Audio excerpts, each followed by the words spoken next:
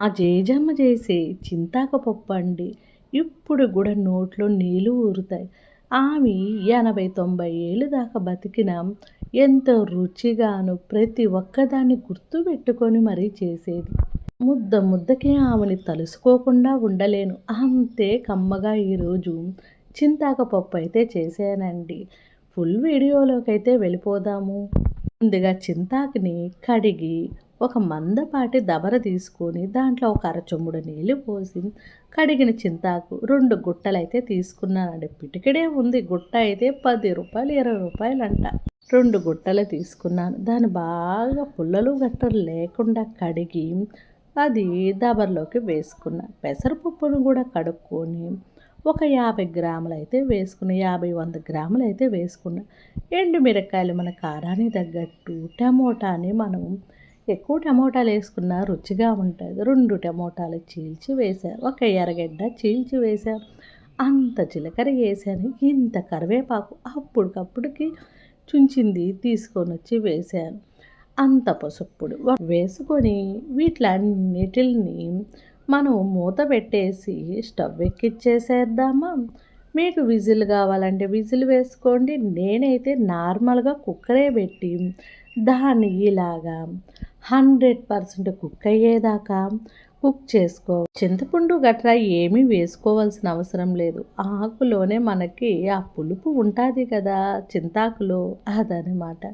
అప్పుడప్పుడు మధ్య మధ్యలో కలిపెడుతూ మన పప్పు ఉడికేటట్లుగా మ్యాక్సిమం ట్రై చేసుకుంటూ 100% ఉడికైపోయిన తర్వాత దీన్ని మనము ఒక పక్కకి తీసి పెట్టేసుకున్నామా. పప్పు వేడిగానే ఉన్నప్పుడు మనము దానిలోకి అంత కల్లుప్పు వేసుకొని మనము మెదుపుకోవాలి. చల్లారిందంటే బిగుసుకునే ఛాన్సెస్ ఎక్కువగా ఉంటుంది పెసరపప్పు, అదనమాట. అది కొంచెం కల్లుప్పు మళ్ళీ కావాలంటే వేసుకోవచ్చు.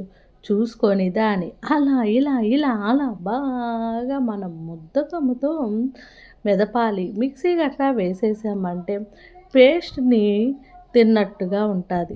కచాబిచాగా మెదిగిన ముద్దకంతో పప్పుని అలా ఉంచేసేసి స్టవ్ ఆన్ చేసుకొని మందపాటి బాండలు పెట్టి కొంచెం నూనె, జీలకర్ర, ఎండుమిర్చి, ఆవాలు వేసుకొని దానిలోకి మనము ఒక ఎర్రగడ్డని ఒక మీడియం సైజ్ కట్ చేసుకొని దాన్ని కూడా యాడ్ చేసుకున్నామనుకో, దానిలోకి అంత కరివేపాకు వేసుకున్నామనుకోండి, వీటిలన్నిటిని మనం 80% ఫ్రై అయ్యే వరకు ఇందాకట పప్పు ఉంది కదా, ఆ పప్పుని మనము ఇంకొంచెం మెదుపుకొని ముద్దకాన్ని తీసి వాటర్ వేసి నీట్గా క్లీన్ చేసుకొని ఉప్పు కారాలు ఏమన్నా తక్కువ ఎక్కువ ఉంటే చూసుకొని ఇందాక మనము పోపు పెట్టాం కదా దానిలోకి వేసుకోండి. కొంతమంది ఏంటంటే పప్పు మీదకే వేస్తారు, కొంతమంది ఏంటంటే ఆయిల్లో ఫ్రై చేస్తారు. నేనైతే ఆయిల్లో దీన్ని నీట్గా ఫ్రై చేశానంటే ఆయిల్లో పప్పు నీట్గా ఇమిడిపోయి కమ్మంగా ఉంటుందని నేను అనుకుంటాను.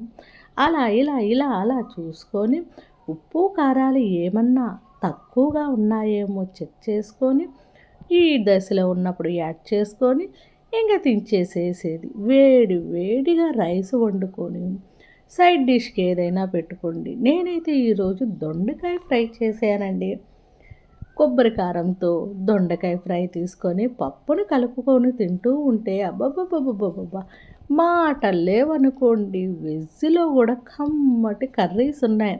కొంచెం ఓపిక చేసుకొని వండుకున్నామంటే మళ్ళీ మంచి వీడియోతో మీ ముందర ఉంటుంది మీ నెల్లూరు అమ్మాయి. బాయ్.